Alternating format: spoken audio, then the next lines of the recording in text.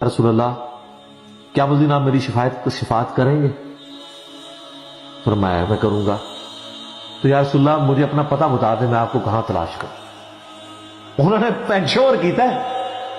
آپ نے فرمایا تم پورے صراط پہ آ جاؤ۔ اوئے ہائے ہائے، تم مجھے پورے صراط پہ دیکھ لینا، میرے امتی گزر رہے ہوں گے، میں ان کے لیے سلامتی کی دعا کر رہا ہوں۔ کہا یا رسول اللہ میں پورے صراط پہ نہ پاؤں؟ تو آپ نے فرمایا کہ پھر تم میزان عمل پہ آ جاؤ، جہاں لوگوں کے نامہ اعمال تولے جا رہے۔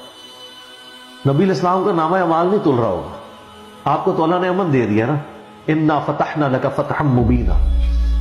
اور بخاری مسلم میں حدیث ہے، حدیث شفاعت کے سارے نبیوں سے لوگ ہوتے ہوتے حضرت عیسیٰ کے پاس جب اینڈ پہ آئیں گے نا تو وہ کہیں گے بس ایک ہی شخص ہے جس کو امن ملا ہوا ہے، تو محمد رسول اللہ کے پاس جاؤ، وہ شفاعت کرے۔ تو آپ علیہ السلام اپنی امت کی خاطر ہی یعنی میزان عمل پہ تکلیف کاٹ رہے ہوں گے۔ کہا یا رسول اللہ میزان عمل پہ بھی نہ پاؤں تو کہاں جاؤں؟ فرمایا پھر تم حوض کوثر پہ آ جاؤ، میں وہاں پہ اپنے امتیوں کو مشروب پلا رہا ہوں۔ بخاری مسلم میں درجنوں احادیث ہیں، آسمان کے ستاروں کے برابر اس کے برتن ہیں، اور جو ایک بار پیے گا وہ کبھی پیاسا نہیں ہوگا۔ جنت میں لوگ مشروب لذت کے لیے پیئیں گے، پیاس کی وجہ سے نہیں پیئیں گے۔ انہوں نے کہا یا رسول اللہ اگر آپ مجھے پل صراط پہ بھی نہ ملے، میزان عمل پہ بھی نہ ملے، اور آپ صلی اللہ علیہ وآلہ وسلم حوض کوثر پہ بھی مجھے نہ ملے، تو پھر میں آپ کو کہاں تلاش کروں؟ آپ پر میں تم مجھے تلاش کرنا، میں ان تین میں سے کسی ایک جگہ پہ ہوں۔ تو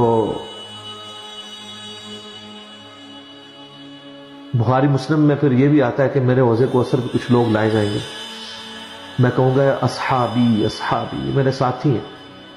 مجھے بتایا جائے گا کہ آپ کے بعد یہ دین سے الٹے قدم پھر گئے تھے، انہوں نے دین میں بدعتیں جاری کر دی۔ آپ فرماتے ہیں میں کہوں گا سحقا سحقا لمن غیر بعدی، کو دور کر دو مجھ سے، میرا ان سے کوئی تعلق نہیں۔ بخاری مسلم میں الفاظ ہیں، عبداللہ ابن ابی ملیکہ جب یہ حدیث بیان کرتے تھے تو کہتے تھے اے اللہ ہم تیری پناہ میں آتے ہیں اس چیز سے کہ تیرے نبی کے وفات کے بعد ان کے دین سے الٹے قدم پھر جائیں۔ یہ وہی لوگ ہیں جو حضور کی وفات کے بعد مرتد ہو گئے تھے، مسلمہ کذاب کے ساتھ مل گئے، منکرین زکوٰۃ میں شامل ہو گئے، سیدنا ابوبکر کے خلاف کھڑے ہو گئے۔ اور یہ صرف قانوناً صحابہ کے بارے میں صرف یہ حدیث نہیں ہے، عام امتیوں کے بارے میں الگ سے حدیثیں ہیں بخاری مسلم۔ یہ نہ سمجھیں کہ پچھلے لوگوں کے لیے، قیامت تک کے لیے جن لوگوں نے دین میں بدعتیں جاری کی ان کے لیے حدیثیں ہیں، اس میں امتی کے الفاظ بھی ہیں، وہ بھی بخاری مسلم۔ اور امت کیا کر رہی ہے؟ صحیح مسلم میں حدیث ہے، نبی علیہ السلام ایک دن اتنا روئے اور ساتھ ساتھ آیتیں پڑھ رہے ہیں قرآن کی۔ پہلے آپ نے سورہ ابراہیم کی وہ آیت پڑھی جس کا ترجمہ یوں ہے کہ ابراہیم علیہ السلام کہتے ہیں اے اللہ شیطان نے کتنے لوگوں کو بہکا دیا، تو جو شیطان کے رستے پہ چلا میرا اس سے کوئی تعلق نہیں ہے، یعنی اعلان برات کر دیا اپنے ماننے والوں سے۔ پھر آپ نے سورہ مائدہ کی وہ آیات پڑھی جس میں حضرت عیسیٰ علیہ السلام کی اور اللہ کی قیامت کے دن گفتگو ہوگی۔ اس میں عیسیٰ ابن مریم کہیں گے اے اللہ جب تک میں ان میں موجود تھا میں ان پر گواہ تھا، جب تو نے مجھے اٹھا لیا پھر تو اور تیری مرضی ان کو عذاب دے یا چھوڑ دے، اعلان برات۔ تو حضور نے کہا کہ یا اللہ ابراہیم نے بھی اپنی امت سے اعلان برات کر دیا، عیسیٰ نے بھی کر دیا، لیکن میں کہتا ہوں میری امت میری امت۔ اور صحیح مسلم کے الفاظ ہیں، حضرت جبرائیل علیہ السلام آئے اور کہا کہ اللہ نے مجھے آپ کی طرف بھیجا ہے اور کہا کہ میرے محبوب سے پوچھو کہ اس کو وہ کون سی چیز ہے جو غم زدہ کر رہی۔ حالانکہ اللہ کو سب کچھ پتا تھا۔ آپ نے فرمایا میری امت۔ تو جبرائیل علیہ السلام نے پھر اللہ کی طرف سے بشارت دی کہ نبی علیہ السلام کو کہ اللہ تعالیٰ فرماتا ہے کہ اے نبی آپ غم زدہ نہ ہو، ہم آپ کو آپ کی امت کے معاملے میں قیامت والے دن رسوا نہیں کریں گے۔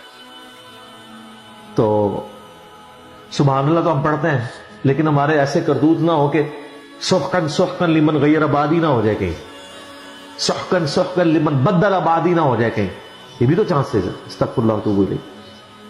نبی علیہ السلام نے تو اپنی محبت کا حق ادا کر دیا، اور مسلم شریف میں حدیث ہے قیامت کا دن وہ ہے کہ جب ابراہیم علیہ السلام بھی میری طرف متوجہ ہوں گے، جس دن کوئی بھی اللہ کی بارگاہ میں کلام کرنے والا نہیں ہوگا، میں ابراہیم علیہ السلام کی سفارش بھی میں کروں گا۔ حضور کی سفارش کے بعد انبیاء کو بولنے کا موقع ملے گا۔